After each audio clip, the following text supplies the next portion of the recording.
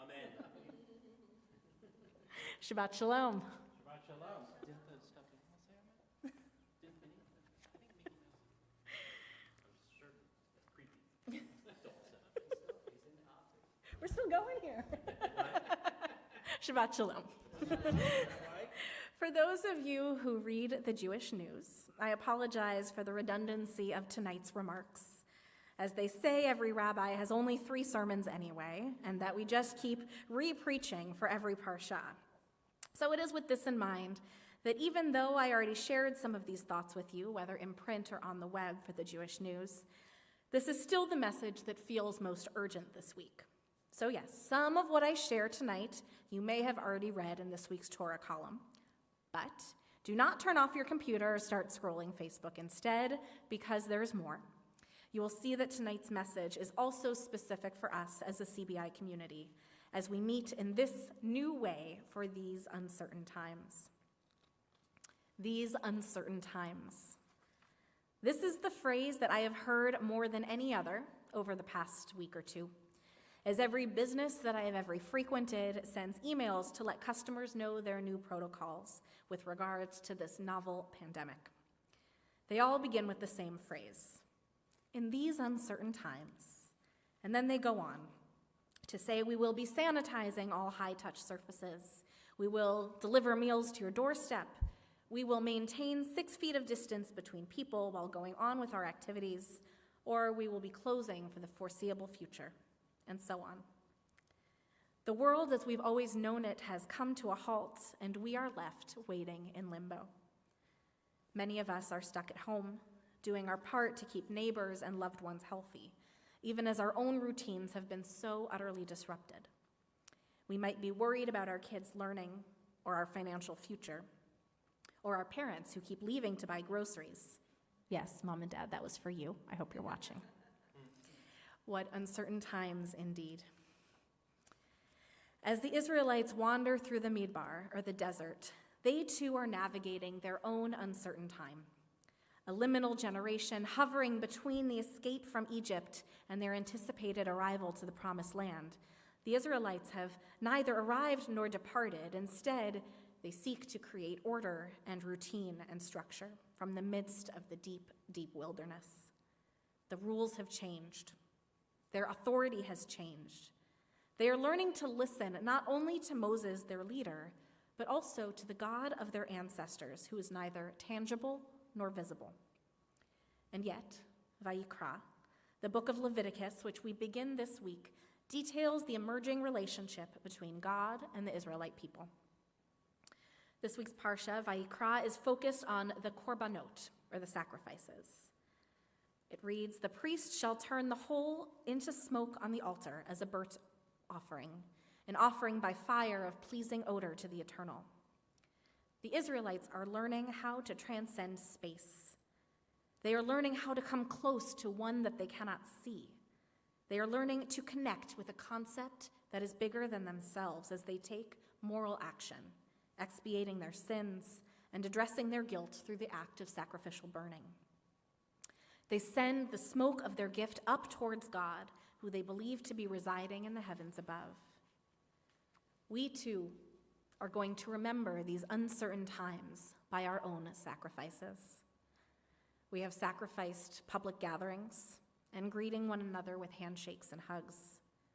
We have sacrificed school while high school and college seniors are left wondering if this is how these past 4 years will end. We have sacrificed work. For some of us, we've sacrificed the quality while we try to work from home amidst the chaos of kids and laundry. And for others of us, we worry that our jobs won't wait for the pandemic to end. We have sacrificed fear-free grocery shopping. We have sacrificed in-person worship.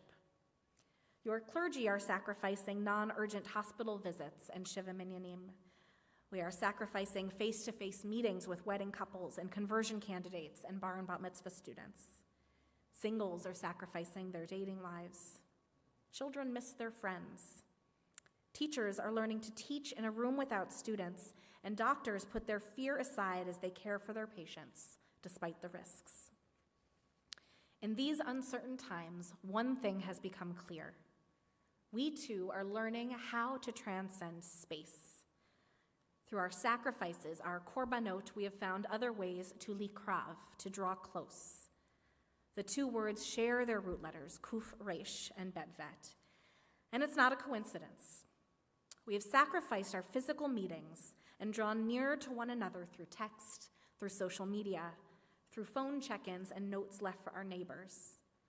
Our children write happy messages in chalk on the sidewalks, leaving sweet surprises for the many folks who walk by.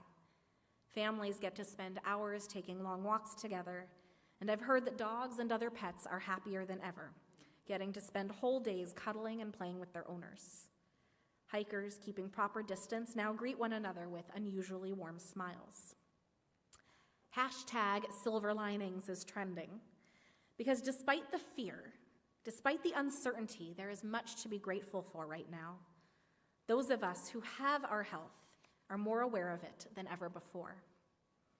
But it also becomes clear, and CBI, this is the message that is specifically for us. There is more that we can do to care for each other, more that we can do to likrav, to draw close, particularly in this time of uncertainty.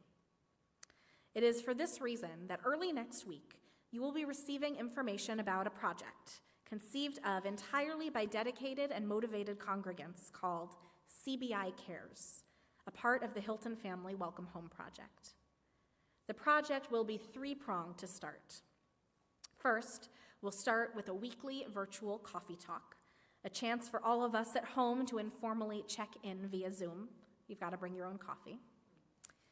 Second, we'll be launching a new email address, cbicares@cbiaz.org. This is a confidential email address where you can let us know if you or someone you love is in need of care, whether it is a physical, emotional, or spiritual need.